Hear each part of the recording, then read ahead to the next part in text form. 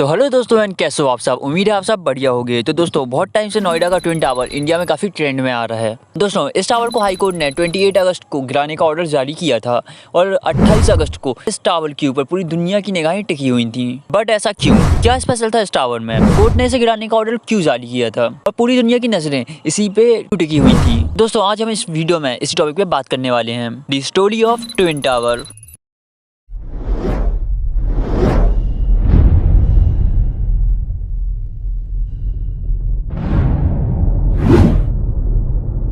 तो दोस्तों इस स्टोरी की स्टार्टिंग होती है नवंबर 2004 में। न्यू ओखले इंडस्ट्री डेवलपमेंट अथॉरिटीज यानी कि नोएडा ने एक हाउसिंग सोसाइटी बनाने के लिए सेक्टर 93A में सुपरटेक नाम की एक कंपनी को जमीन का एक हिस्सा प्रोवाइड कराया, जिसे एमर्ल्ड कोर्ट नाम दिया गया। और दोस्तों बिल्डर को 37 मीटर की हाइट और 10 मंजिल के चौड़ा टावर बनाने की परमिशन मिली। और जून 2006 में सुपरटेक को उन्हीं कंडीशन के तहत थोड़ी और जमीन प्रोवाइड कराई गई। इसके बाद ईयर 2006 में कुछ परमिशन में चेंज होता है और अब बिल्डर को 2 एक्स्ट्रा फ्लोर और 2 एक्स्ट्रा टावर बनाने की परमिशन और मिल जाती है और साथ में एक शॉपिंग कॉम्प्लेक्स भी। यानी कि अब सुपरटेक कंपनी को 16 टावर्स और एक शॉपिंग कॉम्प्लेक्स बनाना था। और दोस्तों इसके बाद इन टावर्स के फ्लैट्स को 1 से 3 करोड़ रुपए में बेचा गया। दोस्तों उन टावर्स के फ्लैट्स को खरीदने के बाद लोग वहां जाके रहने लगे। इसके कुछ टाइम बाद सोसाइटी में रहने वाले लोग सुपरटेक कंपनी के ऊपर केस कर देते हैं। केस के वैसे रीजन तो बहुत थे, जैसे कि टावर्स के बीच जितना डिस्टेंस होना चाहिए था उतना नहीं था, पर इसका सबसे बड़ा रीजन ये था इन टावर्स के बीच में बने ये 2 टावर्स। दोस्तों सुपरटेक कंपनी ने इन फ्लैट्स को बेचते समय कभी भी ये नहीं बताया कि वो सोसाइटी के बीच में इन 2 टावर्स को खड़ा करने वाले हैं। और दोस्तों इन टावर्स को पहले 24 फ्लोर्स का बनाना था, मगर बाद में इस प्लान को चेंज करके इन टावर्स को 14 फ्लोर्स का बनाया गया।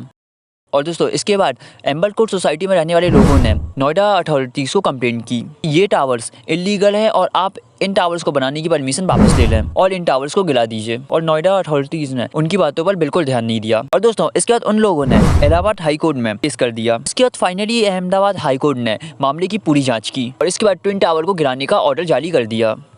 मगर सुपरटेक कंपनी जिन्होंने ये टावर्स बनाए थे वो इन टावर्स को इतनी आसानी से गिरने नहीं देती, इसलिए सुपरटेक कंपनी ने इस केस को सुप्रीम कोर्ट तक ले गई। केस काफी लंबे टाइम तक चला और फाइनली सुप्रीम कोर्ट ने भी ये माना कि इन टावर्स का कंस्ट्रक्शन इनलीगल है और इसे 3 मंथ्स में गिराने का ऑर्डर जारी कर दिया। बट कुछ ना कुछ प्रॉब्लम की वजह से ये ऑर्डर पोस्टपोन होता चला गया।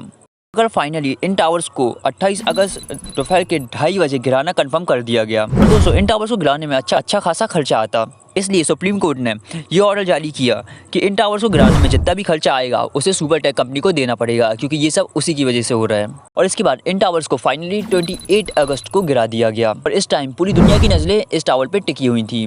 दोस्तों ऐसा इसलिए क्योंकि इंडिया में इतना बड़ा डिस्ट्रक्शन फर्स्ट टाइम होने वाला था। और दोस्तों इन टावर्स को गिराने में 3700 किलोग्राम एक्सप्लोजिव यूज हुए थे और इन टावर्स को गिरने में 9 सेकंड का टाइम लगा था। और दोस्तों इन टावर्स को गिराने में टोटल 20 करोड़ का खर्चा आया था, जो कि सुपरटेक कंपनी को देना पड़ा था।